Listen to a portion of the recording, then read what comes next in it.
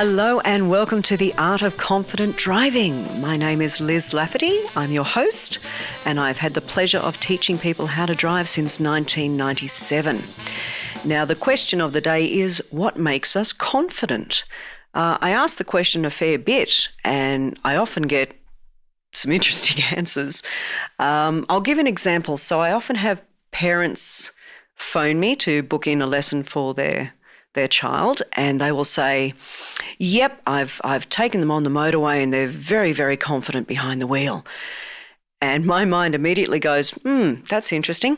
So I ask the question, how many hours has your learner done? And a lot of the time the answer will be, 5 hours, 6 hours. And my mind immediately goes to, yeah, that's really not true confidence, unfortunately. That is, I can drive really fast straight, which is a big difference between what we need to do from day to day. Yeah, now a lot of us do use the motorway a lot, and it is a pretty easy drive once we're on there. But it's the getting on and off that's the tricky part. It's the let's go through all the back streets to get to the motorway that's the tricky part. So when we talk about confident driving, there's confidence and then there's true confidence. And the only way we can have true confidence is to have the knowledge, the skills, and the practice behind us to be able to handle any situation. And that's exactly what I want to show you guys. And it's not that hard. It really isn't. Again, you've just got to have the right knowledge. So when people say I'm confident, I'm like, yep, okay, let's do a couple of corners and find out. And inevitably we take them a bit wide, or we take them a bit fast, or we end up, scaring ourselves because we just don't have the car control. But that's okay. I'm here to help you. You've got to practice, practice, practice. It is very important that you practice the correct things. It's really pointless practicing the wrong way. Now, again, practicing the wrong thing is just reinforcing that wrong habit. I want you guys into healthy, happy driving habits, not the naughty ones. So when we do go out to practice, we must be mindful when we're behind the wheel of practicing the correct methods.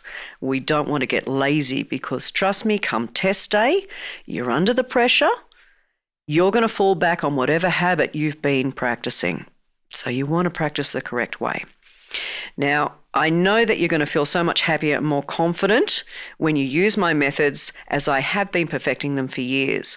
So it's a matter of trust, not only between you and me, but between you and yourself, because I'm going to give you the skills to not only know what to do, when to do it, but how to do it. But you've got to trust yourself enough to think about that. And that's why that practice is really important.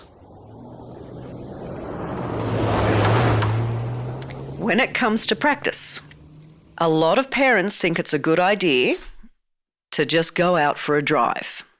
So if mum or dad, I want to go to the shops, let's just go to the shops. Now, the student may have only had 2, 3 or 4 hours behind the wheel already. And odds are it's only been in back streets, maybe even in, a car park, because mum or dad wasn't that confident first time behind the wheel.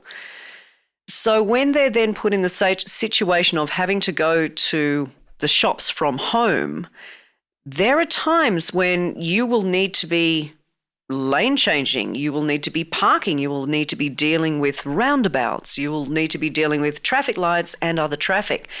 Now, that's an awful lot for a learner driver, especially a raw beginner learner driver, to be dealing with if they haven't got the knowledge.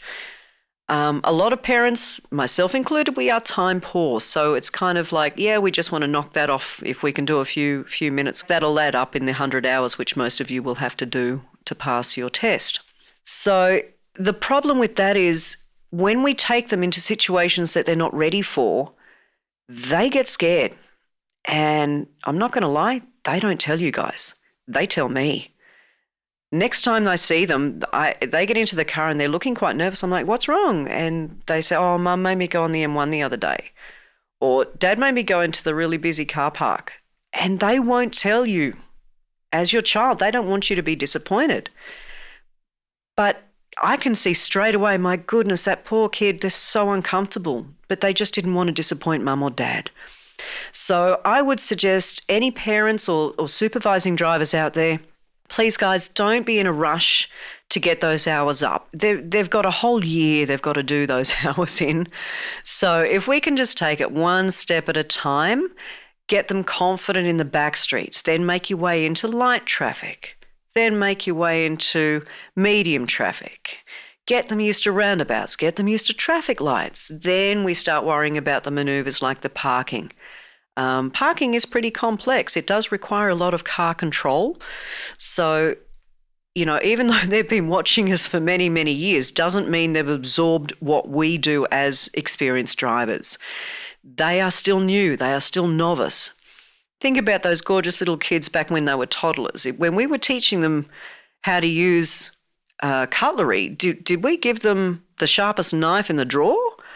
Or did we give them, a nice soft spoon to start, then a fork? So we made our way through the learning process for them so it wasn't dangerous. Please remember, driving a vehicle, my goodness, that is one of the most dangerous things you will ever do. So we want to take it one step at a time. We want to be cool, calm and collected. We don't want to rush around like crazy people. And we want to make it a pleasurable experience. Driving shouldn't be a chore. It should be fun. It should be exciting. It should be an adventure. So that's really what I'm looking to do for everybody out there, whether you are that raw beginner who's quite nervous to get behind the wheel, or whether you're an experienced driver who just doesn't quite get certain intersections. And I'm sure a lot of you out there would like some help with roundabouts, because there are many drivers out there who just don't quite understand how it all works. Turns at lights, they can be pretty complex. And merging on the motorway, that's one of my biggest questions I get. So I will absolutely be covering that subject. And in fact, I might even make that one of the free ones, because my goodness, there are too many drivers out there who do not know how to merge. We want you guys to be happy behind the wheel. The best way of doing that is to follow this podcast. And for access to those full driving lessons on your Apple device, hit subscribe. I look forward to hearing any feedback you guys have. So hit the Facebook page, Instagram, even an email. My goodness, that's right. We can do emails. That is old-fashioned and it might take a while, but I will get back to you. So please give me your feedback. Give me your questions. Anything you're not certain of, just let me know. I'll be happy to help you guys out. So get on out there, practice well, practice mindfully, stay cool, calm and collected. I look forward to being behind the wheel with you again next time. Happy and safe driving.